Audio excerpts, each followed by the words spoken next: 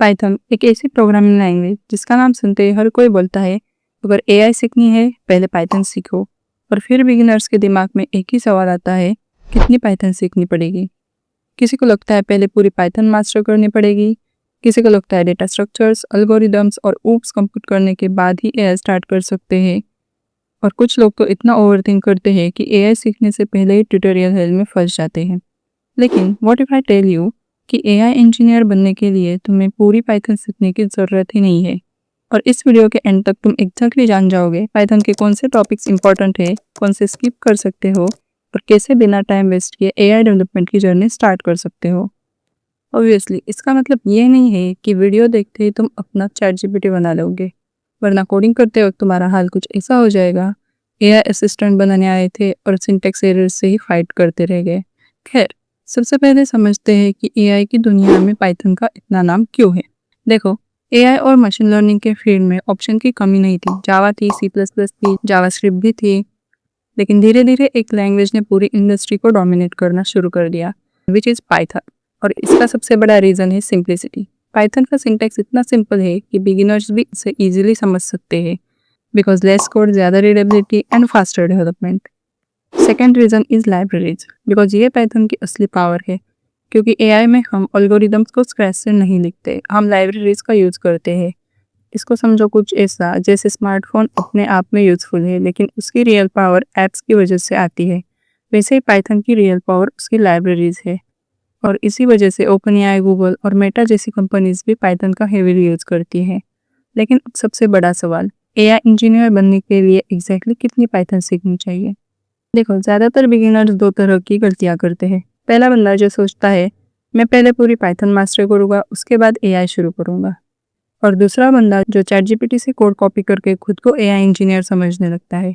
और believe me, दोनों approaches dangerous है। इसको समझने के लिए एक सिंपल एग्जांपल लेते हैं। मान लो तुम ड्राइविंग सीखना चाहते हो। अब क्या पहले तुम्हें मैकेनिकल इंजीनियरिंग डिग्री लेनी चाहिए ताकि इंजन का पूरा स्ट्रक्चर समझ सको? ऑब्वियसली नहीं। तुम्हें बस बेसिक कंट्रोल्स आनी चाहिए, steering, accelerator, brake and mirrors.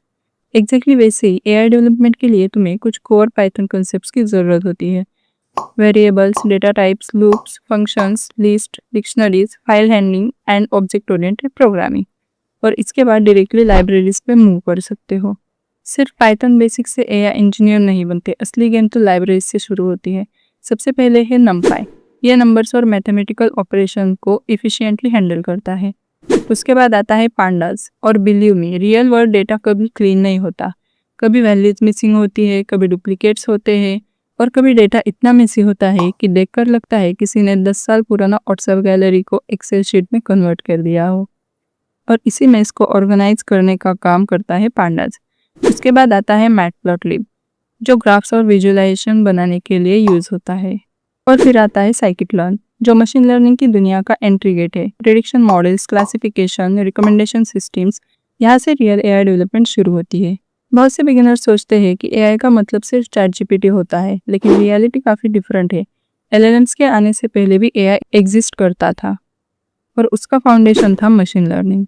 Scikit-learn की हेल्प से हम प्रेडिक्शन मॉडल्स बना सकते हैं, क्लासिफिकेशंस कर सकते हैं, रिकमेंडेशन सिस्टम बना सकते हैं। और मशीन लर्निंग सीखना वैसा है जैसे स्कूल की फाउंडेशन स्ट्रॉन्ग करना, क्योंकि अगर फाउंडेशन वीक होगा तो आगे जाके सब कुछ कंफ्यूजिंग लगेगा। और इसी वजह से डायरेक्टली डीप लर्निंग में जंप करना बिगिनर्स के लिए कंफ्यूजिंग हो सकता है। खैर, एक पॉइंट के बाद ट्रेडिशनल मशीन लर्निंग की लिमिटेशन सामने आने लगती है, और तब एंट्री होती है डीप लर्निंग फ्रेमवर्क की, पाइटॉर्च एंड टेंसरफ्लो। आज के डेट में पाइटॉर्च डेवलपर का फेवरेट बन चुका है, because simple syntax, huge community and industry support.